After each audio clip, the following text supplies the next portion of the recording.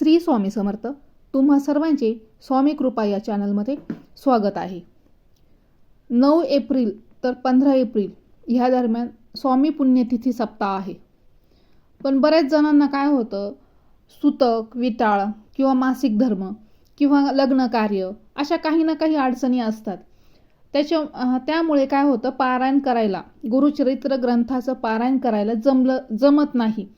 तसेच इतरही सेवा आपल्याला करायला जमत नाही. तर आजच्या या व्हिडिओमध्ये आपण बघणार आहोत, ज्यांना गुरुचरित्राचं पारायण करायला जमलं नाही तर त्यांना कोणती सेवा करता येईल, किंवा स्वामी पुण्यतिथीपासून सुद्धा तुम्ही ही सेवा करू शकता. तर व्हिडिओ स्किप न करता शेवटपर्यंत नक्की बघा. ज्यांच्या आयुष्यामध्ये अतिप्रमाणात संकट निर्माण झाले आहेत, त्या संकटातून योग्य मार्ग तुम्हाला मिळत नाही, तसेच हितशत्रूंचा तुम्हाला त्रास जाणवत आहे, किंवा काही ना काहीतरी काम तुम्ही करतात पण त्याच्यामध्ये हितशत्रू तुम्हाला काहीतरी अडचणी निर्माण करतात किंवा अडचणी निर्माण होतच असतात. तुम्हाला जर वाटत असेल की तुमची मनोकामना, इच्छापूर्ती व्हावी, तर नक्की त्यासाठी तुम्हाला मी एक अत्यंत प्रभावी श्री गुरुचरित्र ग्रंथातील 2 अध्याय मी तुम्हाला सांगणार आहे. ते तुम्हाला रोज पठण करायचे आहे.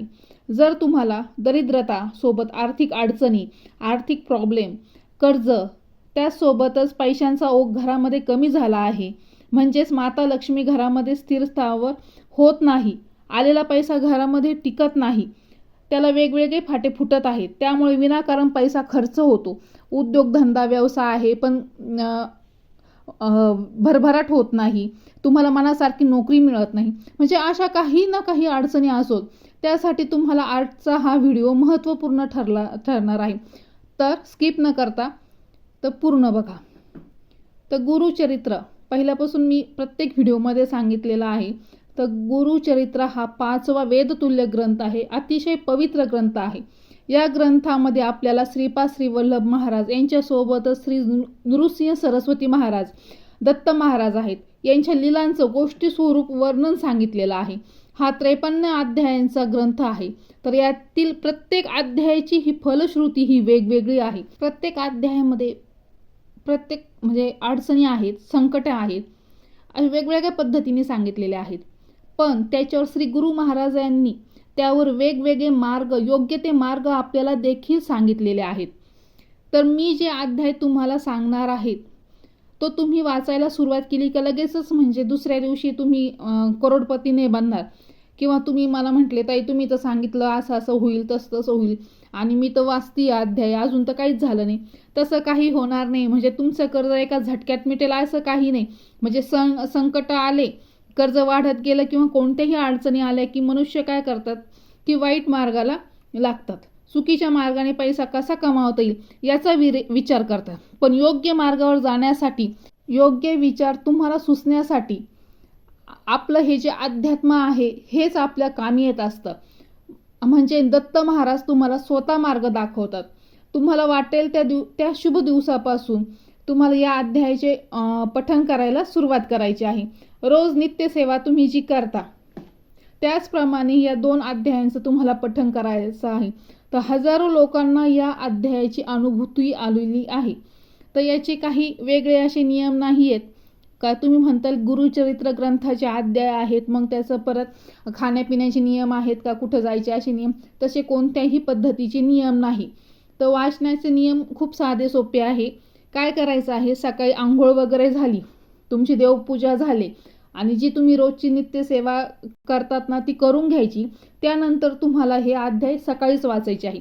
सकाळी का वाचायचे, कारण की तुम्ही एकदा सकाळी वाचलं ना तर कुठं बाहेर जायचं असेल, कुठं काही कामानिमित्त तुम्हाला बाहेर पडायचं असेल तर जो शिवपालव होतो किंवा काही खाल्लं वगैरे जातं, त्याच्यामुळे अगोदरच आपलं आंघोळ झाली की हे अध्याय वाचून घ्यायचे. काही जास्त वेळ नाही लागत, 10 ते 15 मिनटं ह्या 2 अध्यायाला लागणार आहे. फक्त 10 ते 15 मिनटं लागतात, त्याच्यामुळे काही असा वेळ लागणार नाही. त्याच्यामुळे सकाळी वाचायचे आहे. संध्याकाळी वगैरे जर फारच अडचण आली तर तुम्ही संध्याकाळी वाचा, पण रोजच संध्याकाळी नका वाचू. आंघोळ झाली का लगेच हे 2 अध्याय वाचून घ्यायचे आहेत. जर तुम्हाला शक्य असल्यास तर संकल्पयुक्त सेवा करा, किंवा संकल्प जरी नाही केला तर तुम्ही विना संकल्प ही सेवा करू शकता. फक्त रोज हे 2 अध्याय पठण करायचे आहे.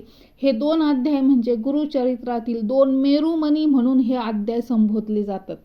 त्याच्यामुळे अतिशय पॉवरफुल असे हे अध्याय आहेत. तर यातला जो पहिला अध्याय आहे हा अध्याय म्हणजे 14वा अध्याय. तर ह्या अध्यायाचं म्हणजे खूप सारे फायदे होतात.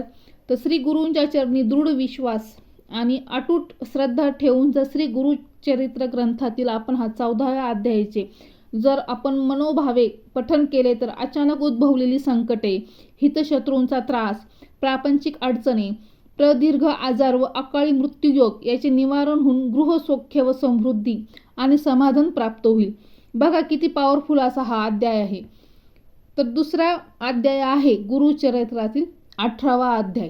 जर तुम्हाला फार दरिद्रता सतावत आहे, दुःख आहे, तसेच आयुष्यामध्ये अडचणी आहे, डोक्यावर खूप सारं कर्जाचा डोंगर वाढलेला आहे, तर नक्कीच त्यातून मार्ग मिळण्यासाठी, आयुष्यामध्ये राजयोग येण्यासाठी ह्या 18व्या अध्यायाचं नित्य नियमाने पठण करायचं आहे. जर तुम्ही ह्या 2 अध्यायाची जर संकल्पयुक्त सेवा केली तर तुमच्या ह्या अध्यायाच्या नित्य नियमाने पठणाने तुमच्या आयुष्याचं सोनं होईल. तसेच राजयोग आल्याशिवाय राहणार नाही. तसेच या अध्यायामध्ये दुःख, दारिद्र्य यांचे निरसन होऊन भरभराट व्हावी, घरात लक्ष्मी नांदावी, नोकरी धंद्यात उत्कर्ष व्हावा, सर्वतोपरी अभिवृद्धी व्हावी, म्हणजे सर्व क्षेत्रांमध्ये तुम्हाला यश मिळावं, सोबतच भाग्योदय व्हावा असं वाटत असेल तर यासाठी तुम्हाला अत्यंत प्रभावी ही दत्त उपासना आहे. जर तुम्हाला जर जर तुमच्याकडे जर याचे छोटं पुस्तक असेल ना 14व्या अध्यायाचं, कारण की असे छोटे छोटे पुस्तक भेटतात, प्रत्येक अध्यायाचं एक छोटं पुस्तक घेतात. ते काय 10-15 रुपयाला एक पुस्तक असतं. जर ते तुम्हाला पुस्तक अवेलेबल झालं कोणत्याही आध्यात्मिक पुस्तकालयातून तुम्ही हे पुस्तकं घेऊ शकता किंवा ऑनलाईन सुद्धा तुम्ही मागू शकता. तर त्याच्यातून जर असेल तर तुम्ही ते करू शकता.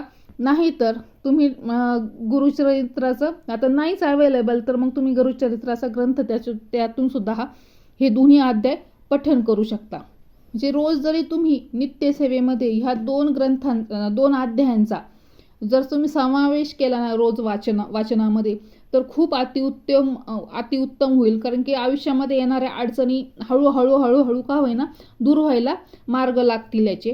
त्याच्यामुळे ना तुम्ही ह्या अध्यायाचं नित्य नियमाने पठण करा. खूप पॉवरफुल असे अध्याय आहेत हे. तसेच जे कोणी याच्या अगोदर ह्या अध्यायांचं पठण करीत असेल तर तुम्हाला जर कोणता अनुभव आला असेल तर नक्कीच कमेंट करून सांगावा.